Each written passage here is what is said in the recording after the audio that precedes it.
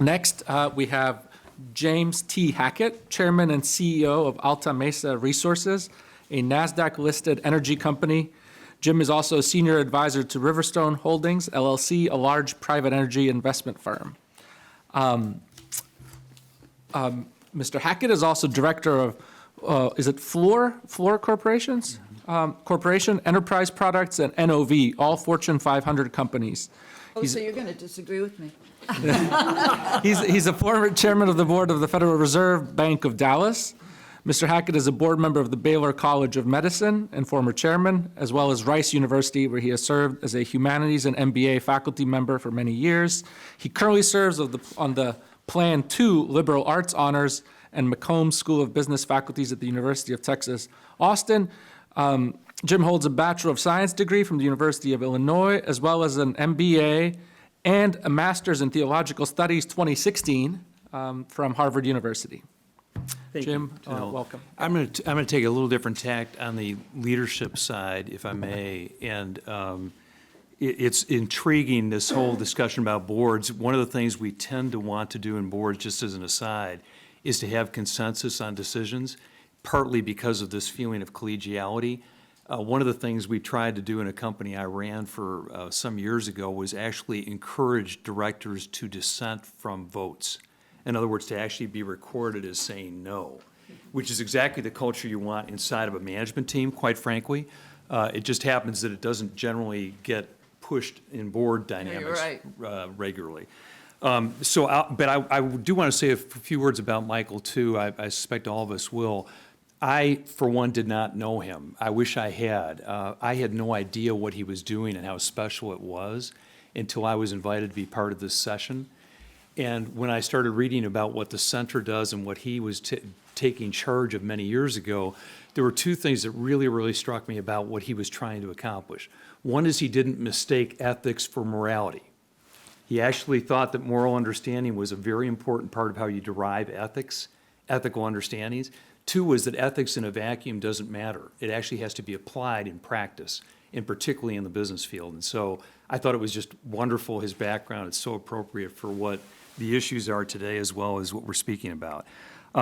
So I think because of my commitment to free enterprise as a very important pillar of democracy, I think of it as a sacred mission. I think it has tremendous temptations, but I also think it has great promise for human flourishing. And that's why what he chose to do with his brains and talent and people like you and you, it was a really cool thing to try to start making that difference even back then. We have the word reform in our charge here today.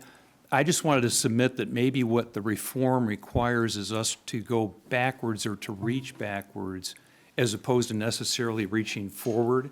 And it's very much on this whole topic of morality versus ethics.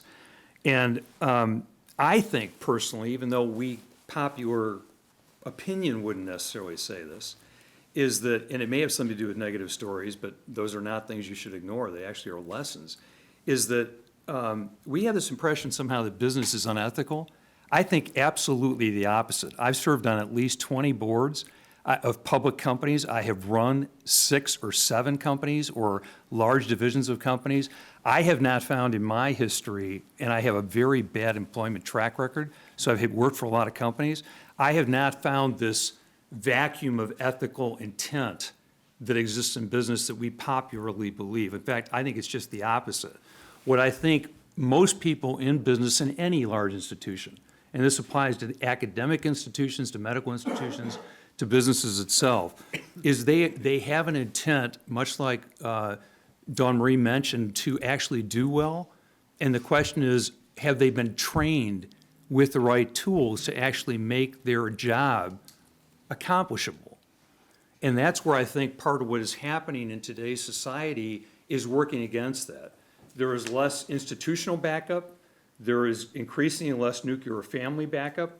There is increasingly much more complexity for leaders of institutions because the stakeholder population out there and the interests and the vocality of those stakeholder groups is much different than it used to be many, many years ago. So I think the chore of being an ethical leader has actually gotten much, much harder, much more complicated.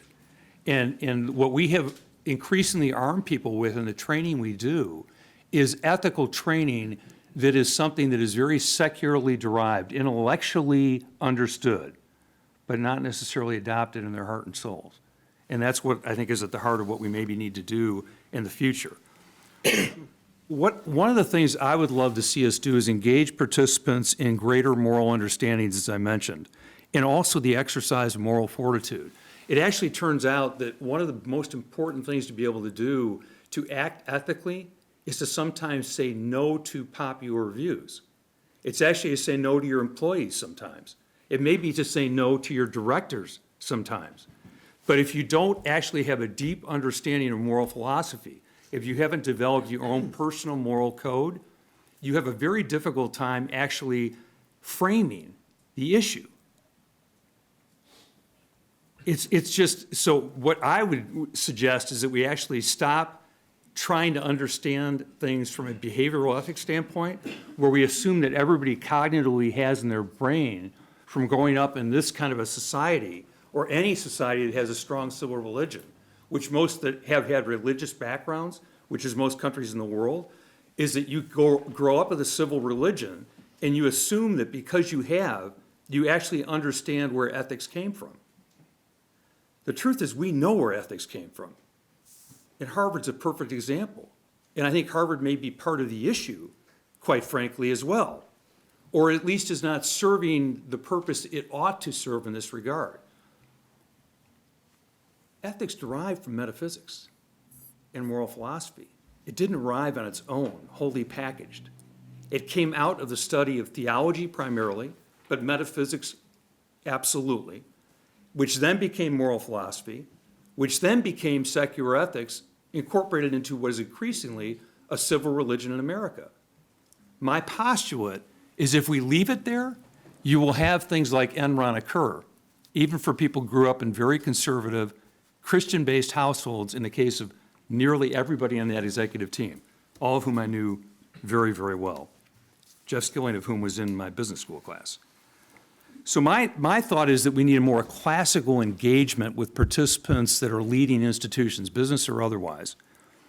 And I think that we ought to be spending more time talking about the purpose and moral precepts that attach to the practice of economics.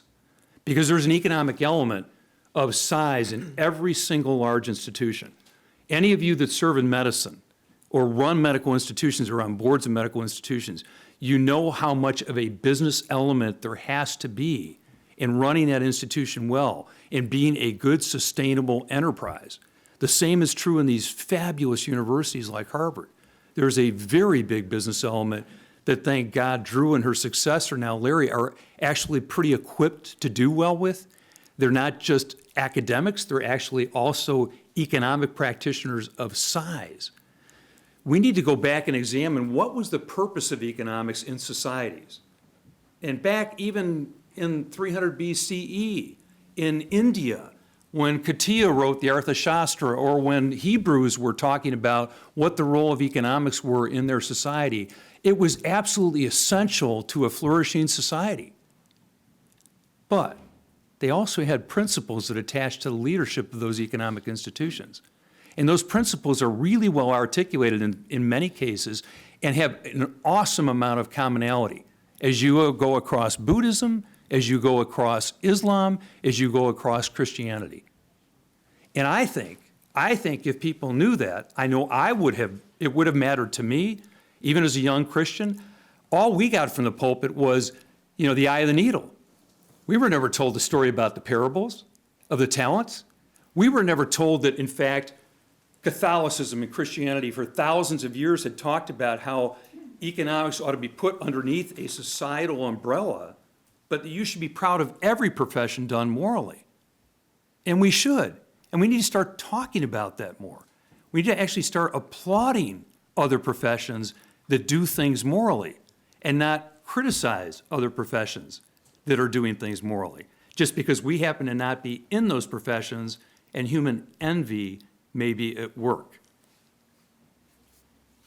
What we've got to realize, I think, is that humanist ethics developed in liberal progressive societies are ones that are relativized. I believe, and it's part of why I went to divinity school, that what happened at Enron was that they intellectually understood ethics. They put, way before it was de rigueur, 4 values out. And this only came out, in my view, in the post-audit in 2002. They were respect, integrity, communications, and excellence. If you looked at their 64-page code of conduct, you would see words like moral. You would see words like fairness and justice. They wanted to be that way. They wanted everybody else to be that way. They just weren't that way at the end of the day. Why weren't they that way? The question is, did they ever actually reflect on a moral philosophy?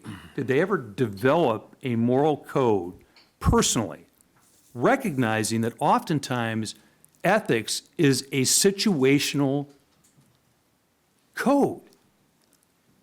You don't have to go back very far before the LGBT community was not even allowed a voice in this society. The question is, for you, is that a moral issue that you agree with, or is it simply societal ethics? And so I think we need to reach back. I think we need to start talking about things like emotional intelligence. I think we need to talk about things like moral psychology. How do people make moral judgments? How do people actually have their moral judgments changed? And I think we can do this in universities. I think we can do this in community colleges. I think we can do this in these billions of dollars being spent in businesses and institutions all over the world in training programs for leadership. But we have to get over what I consider almost a stigma in today's world, which is that somehow you recognize that ethics is not behavioral, just behavioral. You actually have to deeply examine moral codes and introduce that into our education. Thank you.